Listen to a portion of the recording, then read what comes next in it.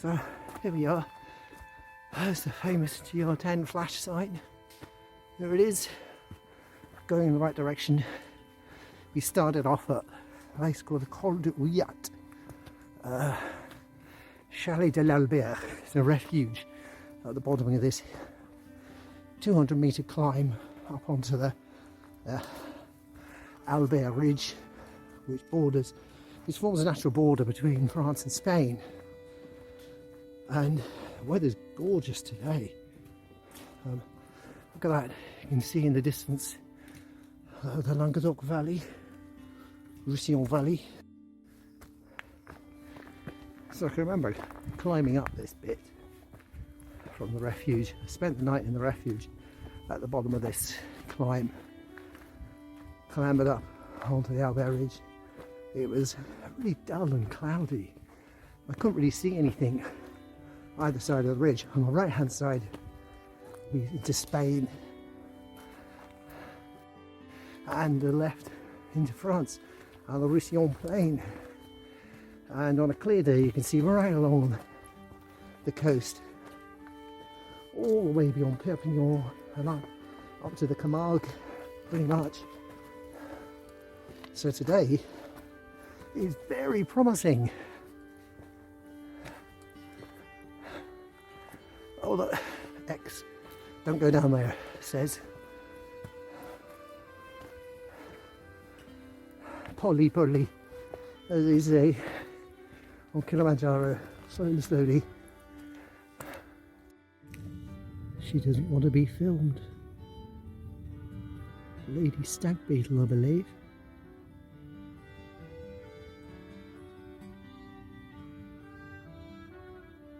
Oh, checking the leaf.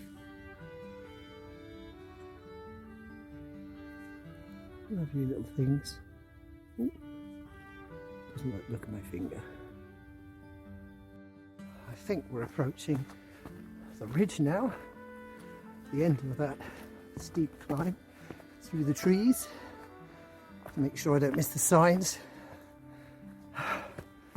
Red and white splashes painted on tree trunks.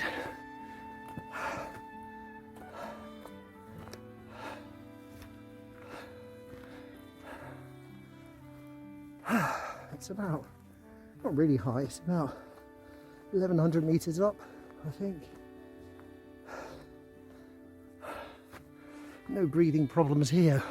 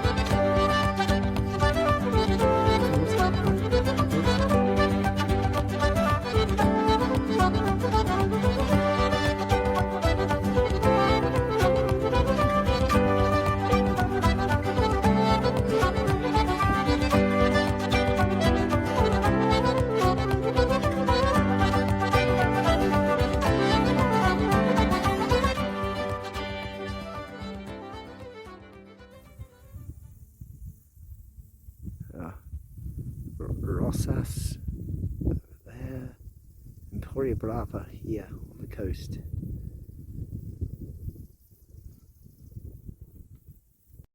Fancied walking into Spain from France? There you go. Very handy little fence.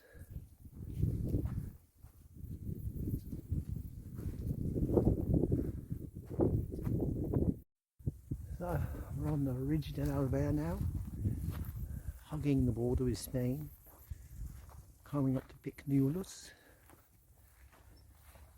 You can see the Spanish Pyrenees behind me. Yeah. It's so quiet.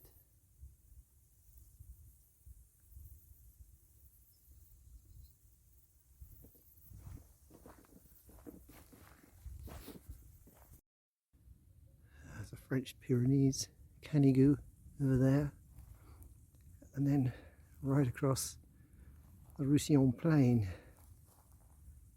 There's the sea over there.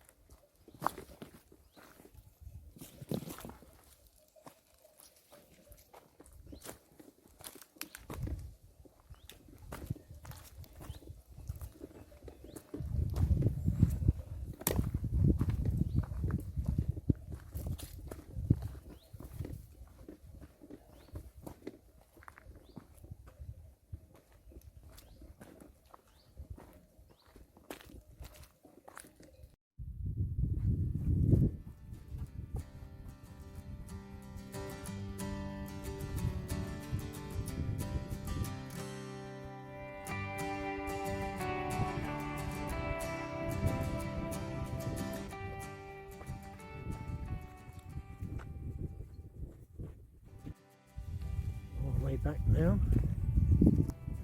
Walk from Albert, Chalet d'Albert, up to Pic Neoulous.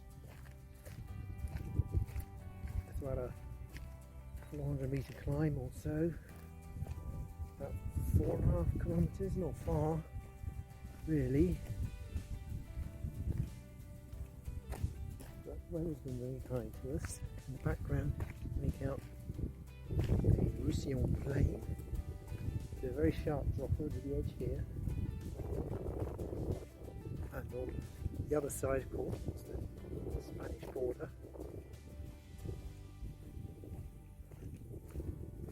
Giving me plenty of time to think about Kilimanjaro, my next expedition, which probably won't be until next year now because of weather.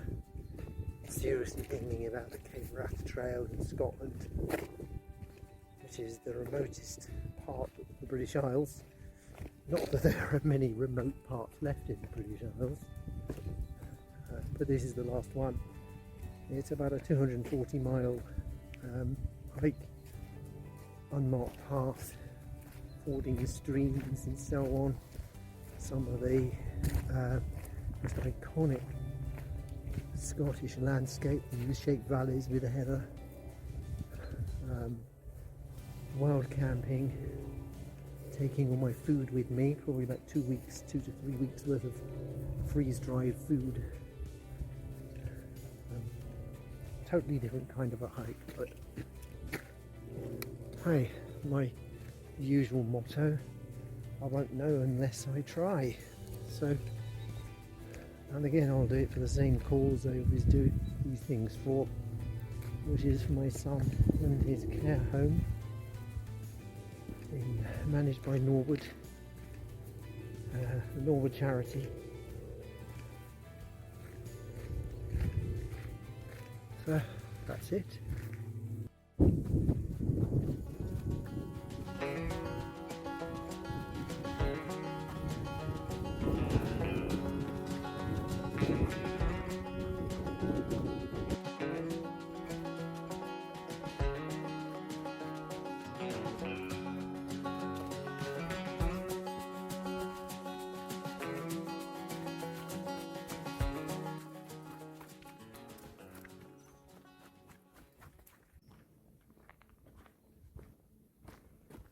There are bears in the Pyrenees apparently.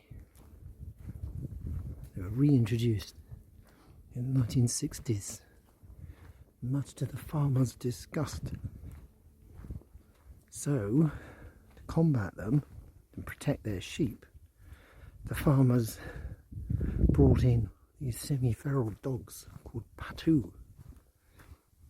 So, two dangers to watch out for if you ever decide to walk in the Pyrenees.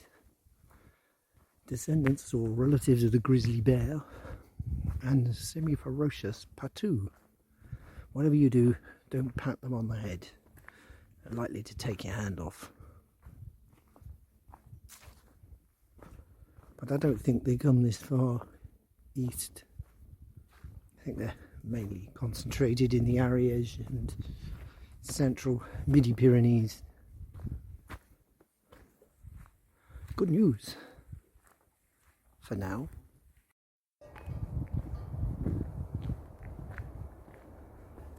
There you go, Pyrenean cows. Even the ladies have horns.